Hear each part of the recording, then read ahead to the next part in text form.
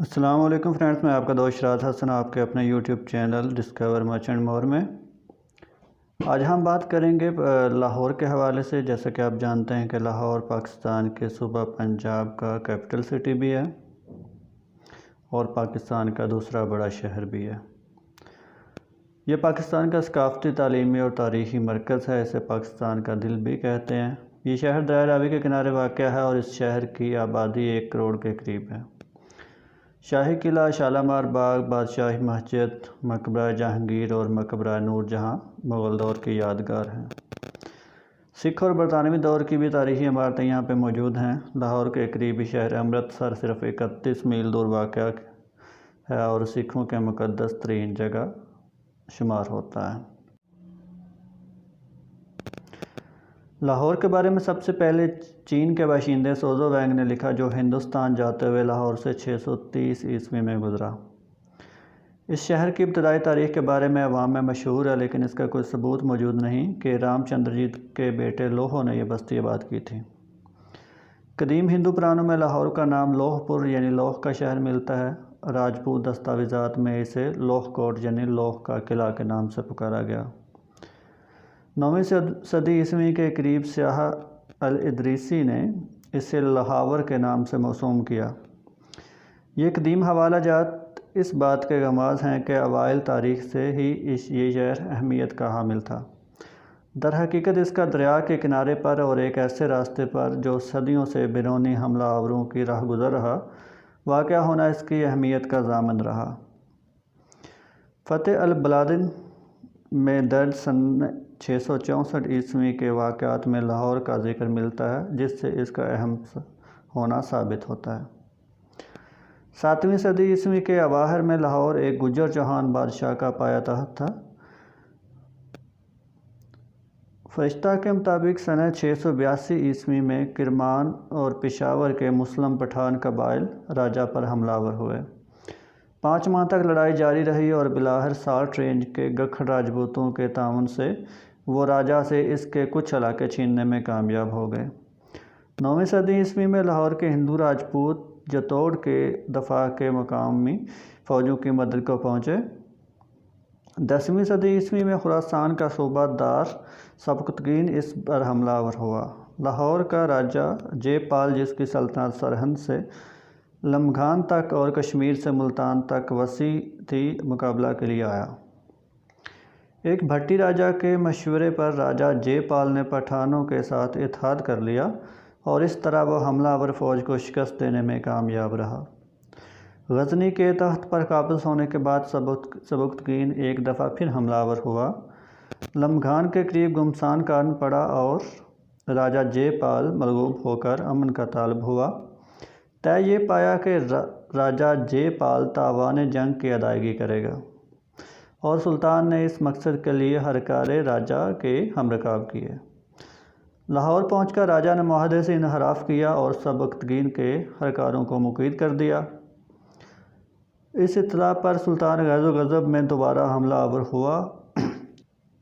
ایک دفعہ پھر میدان کارزار گرم ہوا اور ایک دفعہ پھر جے پال کو شکست ہوئی اور دریائے سندھ سے پرے کا علاقہ اس کے ہاتھ سے نکل گیا۔ دوسری دفعہ مسلسل شکست پر دل برداشتہ ہو کر راجہ جے پال نے لاہور کے باہر خود سوزی کر لی۔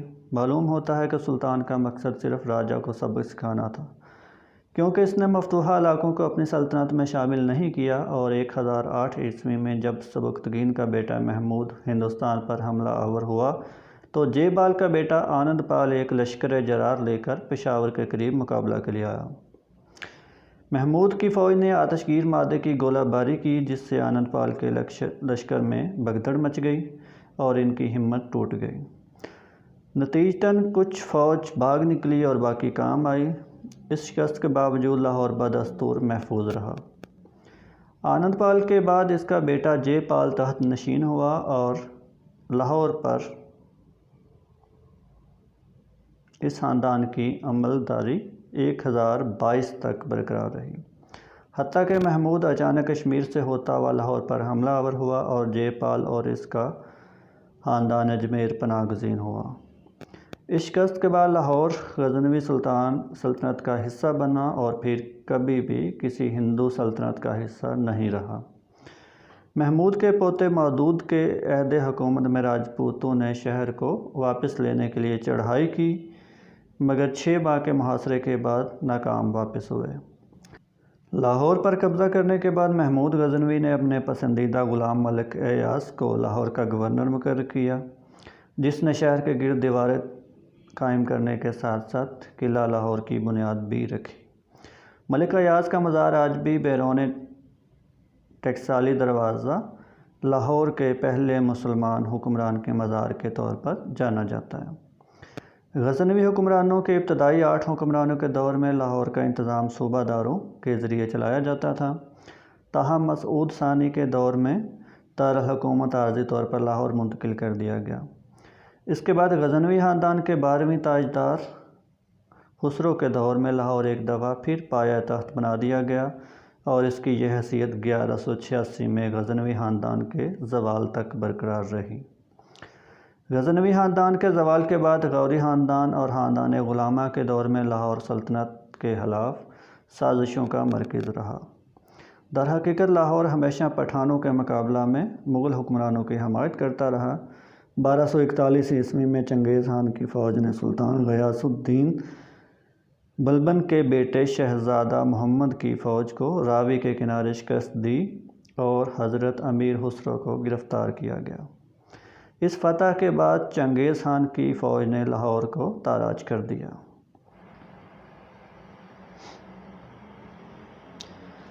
خلجی اور تغلق شاہوں کے ادوار میں لاہور کو کوئی قابل ذکر اہمیت حاصل نہ تھی اور ایک دفعہ گکھڑ راجپوتوں نے اسے لوٹا۔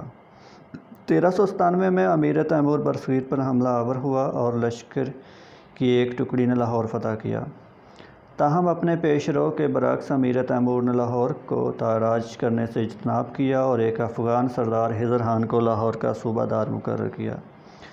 اس کے بعد اسے لاہور کی حکومت کبھی حکمران خاندان اور کبھی گکھڑ راجپوتوں کے ہاتھ رہی، یہاں تک کہ 1436 میں بہلول خان لودھی نے اسے فتح کیا اور اسے اپنی سلطنت میں شامل کر لیا۔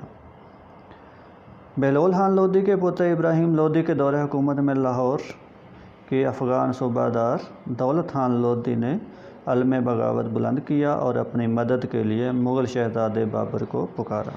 بابر پہلے سے ہی ہندوستان پر حملہ کرنے کے بارے میں سوچ رہا تھا اور دولت خان لودھی کی دعوت نے اس پر مہمیز کا کام کیا۔ لاہور کے قریب بابر اور ابراہیم لودھی کی افواج میں پہلا ٹکراؤ ہوا، جس میں بابر فتح یاب ہوا اور تاہم صرف 4 روز کے وقفہ کے بعد اس نے دہلی کی طرف پیش قدمی شروع کر دی۔ ابھی بابر سرحد کے قریب ہی پہنچا تھا کہ اسے دولت خان لودھی کی سازش کی اطلاع ملی، جس پر وہ اپنا ارادہ منسوخ کر کے لاہور کی جانب بڑھا اور مفتوحہ علاقوں کو اپنے وفادار سرداروں کے زیر انتظام کر کے کابل واپس ہوا۔ اگلے برس لاہور میں سازشوں کا بازار گرم ہونے کی اطلاع ملنے پر بابر دوبارہ عازم لاہور ہوا۔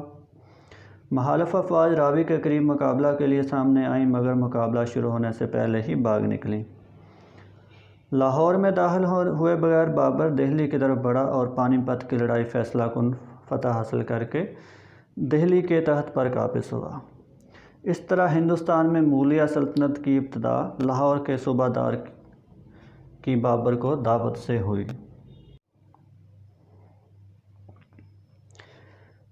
شہنشاہ جہانگیر کے زمانے میں ابھی سکھ مت اتنا واضح اور الگ مذہب نہیں بنا تھا، لیکن آثار نمایاں ہونے لگے تھے کہ اب سکھ مغلیہ سلطنت کے مرکز برائے پنجاب یعنی لاہور کی بجائے امرتسر کی جانب دیکھنے لگے تھے۔ سکھ ذرائع کے مطابق شہنشاہ جہانگیر کے کہنے پر اومی گرنتھ میں ترمیم سے گرو ارجن کے انکار پر اس نے خسرو کو امداد فراہم کرنے کا بہانہ بنا کر ان کو قتل کروا دیا تھا، اور اس بات نے ان کے بیٹے اور چھٹے گرو ہرگوبند کو عسکری طاقت کی جانب مائل کر دیا تھا، جس کے رد عمل کے طور پر جہانگیر نے ایک بار امرتسر سے ہرگوبند کو گرفتار بھی کیا لیکن پھر آزاد کر دیا۔ ہرگوبند نے مغلیہ سلطنت کو ناجائز قرار دے کر اپنے پیروکاروں کو اسے تسلیم کرنے سے منع کر دیا تھا اور گرو کو خدا کی جانب سے دی جانے والی سلطنت کو جائز قرار دیا اور شاہ جہان کے دور میں رام داس پور یعنی امرتسر پر حملہ کیا گیا اور ہرگوبند نے امرتسر سے بھاگ کر کرتارپور میں سکونت اختیار کی۔ 1857 کی جنگ آزادی کے وقت یہ شہر برطانوی راج کے اندر چلا گیا، جس کے بعد 1947 میں قیام پاکستان کے وقت یہ پاکستان کے حصہ میں آیا اور تب سے پاکستان کے صوبہ پنجاب کے کیپٹل سٹی کے طور پر موجود ہے۔ جی ویورز، یہ تھی آج کی انفارمیشن۔ امید کرتا ہوں آپ کو پسند آئی ہوگی۔ آپ سے ریکویسٹ کروں گا کہ چینل کو سبسکرائب کر دیں، ویڈیو کو لائک کر دیں اور بیل آئیکن کلک کر دیں تاکہ آئندہ آنے والی ویڈیوز کی نوٹیفیکیشن آپ کو مل سکیں۔ بہت شکریہ۔ اپنے دوست شراز حسن کو اجازت دیجیے۔ اللہ حافظ۔